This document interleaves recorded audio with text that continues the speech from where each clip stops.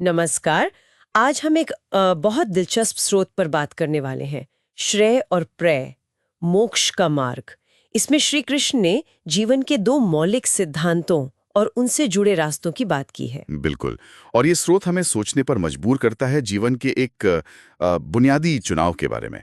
एक है श्रेय, मतलब वो जो आखिर में हमारे लिए अच्छा है, भले शुरू में मुश्किल लगे। और दूसरा है प्रेय, वो जो आप कह सकते हैं फौरन अच्छा लगता है, पर शायद आगे चलकर हमें बांध ले। अच्छा, तो ये श्रेय और प्रेय स्रोत इन्हें थोड़ा और खोलकर बताता है, मतलब क्या है ये असल में? हाँ, बताता है।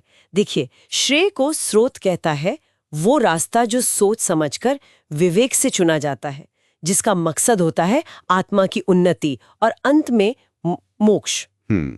और वहीं प्रेय है वो रास्ता जो हमारी इंद्रियों को, मतलब हमारे सेंसेस को फौरन सुख देता है, पर अक्सर होता क्या है कि ये हमें दुनियावी चीजों में उलझा देता है। अरे ये तो बिल्कुल रोजमर्रा की जिंदगी के फैसलों जैसा लग रहा है, जैसे सेहत के लिए कसरत करना श्रेय है और मीठा खाना प्रेय। हाँ, कुछ वैसा ही समझ लीजिए।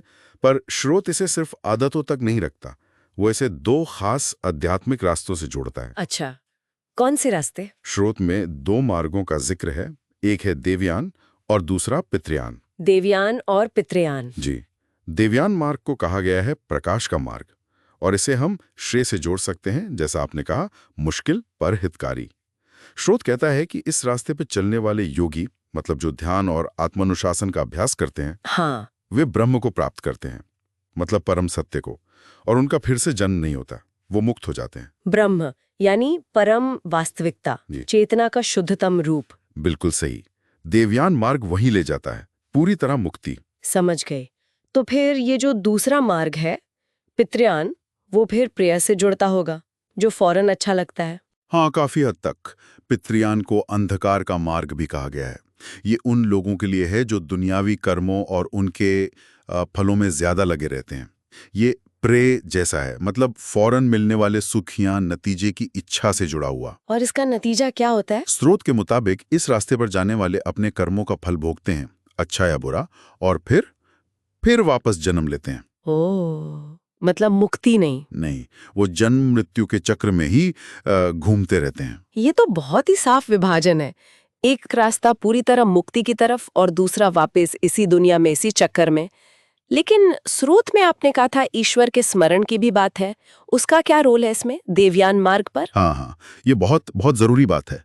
स्रोत इस पर काफी जोर देता है कि देवयान मार्ग पर चलते हुए भी मोक्ष पाने के लिए ईश्वर का लगातार स्मरण, मतलब उनका ध्यान, बहुत जरूरी है। अच्छा, सिर्फ सही रास्ता चुन लेना काफी नहीं है? नहीं, स्रोत यही कहता है, रास्ते पर चलते हुए आपकी चेतना की स्थिति कैसी है, आपका ईश्वर के प्रति वो जुड़ाव, वो जागरूकता, वो निर्णायक है। तो मतलब रास्ता भी सही हो और उस पर चलने वाले की मानसिक या कहूँ आध्यात्मिक अवस्था भी ठीक हो, सिर्फ कर्मकांड या ज्ञान ही नहीं। बिल्कुल। स्रोत यही इशारा करता है कि ये जो स्मरण है, यही चेतना को दुनियावी चीजों के आकर्षण से ऊपर उठाता है और उसे ब्रह्म की ओर, परम सत्य की ओर फोकस करता है। तो मोक्ष सिर्फ किसी रास्ते पर चलने का नतीजा नहीं है, वो चेतना की एक खास अवस्था पाने का नतीजा है, और ये अवस्था श्रेय मार्ग पर ईश्वर के स्मरण से ही संभव होती है। प्रेय के रास्ते पर क्या होता है, मन बाहरी सुखों में ही रमा रहता है, तो वो अवस्था बनी नहीं पाती। ये तो वाकई बहुत गहरा विचार है। इसका मतलब हुआ कि श्रेय और प्रेय का चुनाव सिर्फ ये नहीं कि हम क्या करते हैं, बल्कि ये भी है कि हमारी अंदरूनी दिशा क्या है, हमारी चेतना कहाँ लगी हुई है। एकदम सही कहा आपने। स्रोत हमें यही दिखाता है कि जीवन में हर पल, हर क्षण हम कहीं न कहीं श्रेय और प्रेय के बीच चुन रहे होते हैं, और यही छोटे बड़े चुनाव हमारी आध्यात्मिक यात्रा की दिशा तय करते हैं, यहाँ तक कि जीवन के बाद हमारी गति क्या होगी वो भी।